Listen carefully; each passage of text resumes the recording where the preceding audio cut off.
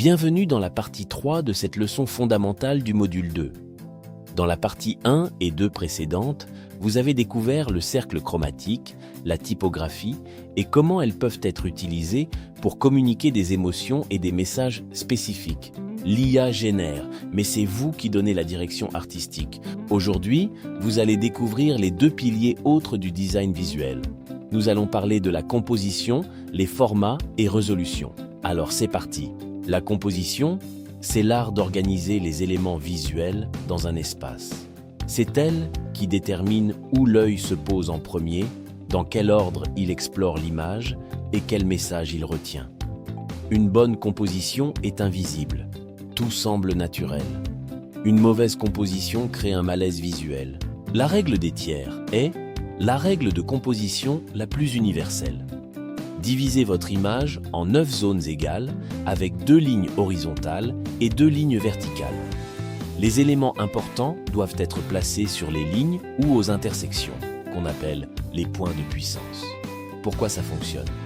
Notre cerveau est naturellement attiré par ces intersections. Un sujet placé au centre exact est statique et ennuyeux. Décalé sur un tiers, il devient dynamique et intéressant. Application. Portrait.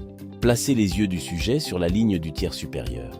Paysage, placez l'horizon sur le tiers inférieur, valeur ciel, ou supérieur, valeur sol. Produit, placez le produit à l'intersection d'un tiers, espace restant pour le texte. L'équilibre visuel, c'est la sensation que les éléments d'un design sont bien répartis. Il existe 2 types, équilibre symétrique, éléments identiques de chaque côté d'un axe, apportant stabilité et élégance classique. Équilibre asymétrique, éléments différents mais visuellement équilibrés, apportant dynamisme et modernité. L'équilibre symétrique est idéal pour les logos institutionnels. L'équilibre asymétrique est utilisé pour les publicités et les sites web. Le principe clé de l'asymétrique, un grand élément léger en couleur claire peut être équilibré par un petit élément lourd en couleur foncée. Voici l'application directe dans un prompt IA. Portrait professionnel, sujet placé sur le tiers gauche, regard dirigé vers l'espace vide à droite, arrière-plan flou, composition Rule of Thirds, éclairage naturel. Le résultat est immédiat et professionnel.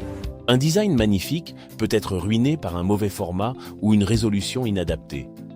Cette section vous donne les connaissances techniques pour livrer des fichiers professionnels. Le pixel est le plus petit point d'une image numérique. Plus il y a de pixels, plus l'image est détaillée. Le DPI, dots per inch, mesure la densité de pixels par pouce. Plus le DPI est élevé, plus l'image est nette à l'impression. Règle pratique simple à retenir. Digital égale 72 dpi, fichier léger, chargement rapide. Print égale 300 dpi, qualité d'impression optimale. Usage, web, digital, 72 dpi, suffisant pour les écrans. Réseaux sociaux, 72-96 dpi. Impression qualité, 300 dpi, qualité d'impression optimale. Finard, 300-600 dpi.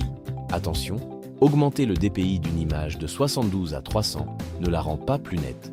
Il faut que l'image ait été créée dès le départ avec suffisamment de pixels. Guide rapide.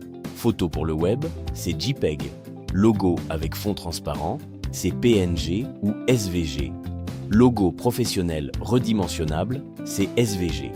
Image pour impression, c'est TIFF ou PNG haute résolution. WebP est le format moderne de Google, plus léger.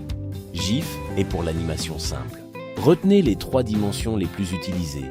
1080 par 1080 pour Instagram Feed, 1080 par 1920 pour les Stories et TikTok, 1920 par 1080 pour YouTube et les bannières web.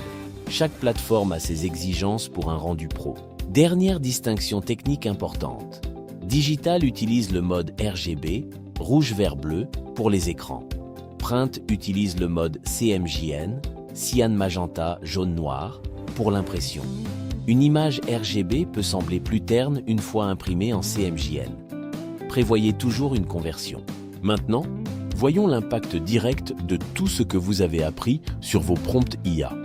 Voici la différence concrète. Avant, basique, un logo pour une entreprise.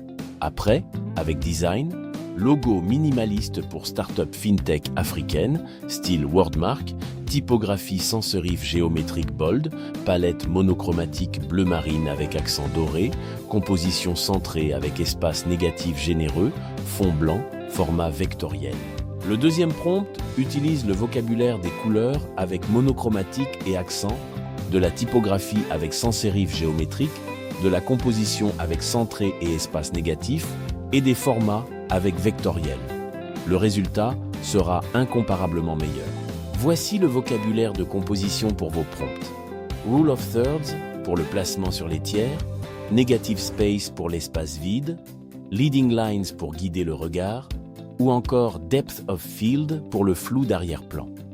Utilisez ces termes pour diriger l'IA avec précision. Exemple d'affiche professionnelle, affiche pour conférence tech, titre en sans serif bold géométrique blanc, sous-titre en light, fond gradient bleu marine vers violet, hiérarchie typographique claire, style corporate moderne, exemple de packaging artisanal, étiquette de café artisanal camerounais, nom en serif élégant doré, détail en sans serif léger, fond craft naturel, style premium artisanal, composition centrée. Exemple de paysage cinématique, route en terre rouge en perspective convergente vers l'horizon, paysage de savane africaine, ligne directrice menant vers un baobab au point de fuite, coucher de soleil dramatique, composition dynamique avec profondeur. Récapitulons les 4 piliers du design visuel que vous maîtrisez maintenant. Couleur, cercle chromatique, 5 harmonies, psychologie, vocabulaire précis des nuances, typographie, 4 familles de police, hiérarchie à 3 niveaux, combinaison pro, 7 erreurs à éviter, composition, règle des tiers, équilibre symétrique et asymétrique, espace négatif, points focaux, pattern Z et F, format, pixel, DPI, format fichier, JPEG, PNG, SVG, dimension par plateforme, RGB versus CMJN. Avec cette checklist, avant chaque génération d'images, passez en revue ces 8 points. Palette de couleurs, typographie, composition, dimension, format de fichier, DPI, espace colorimétrique et hiérarchie visuelle. C'est la différence entre un créateur amateur et un professionnel. Vous êtes maintenant capable d'écrire des prompts IA enrichis avec le vocabulaire du design, d'évaluer la qualité d'un visuel avec un œil professionnel, de livrer des fichiers aux bonnes spécifications techniques et de communiquer avec des clients et designers en utilisant le bon vocabulaire. Rappel essentiel, les 4 piliers du design sont indissociables. Chaque décision doit être justifiable et intentionnelle. L'IA génère ce que vous demandez. Des prompts enrichis égale des résultats professionnels. Félicitations, vous avez acquis l'œil du designer. Dans la prochaine leçon, nous mettrons tout cela en pratique avec un atelier complet de création visuelle pour une marque africaine. Merci d'avoir suivi cette leçon. À très bientôt.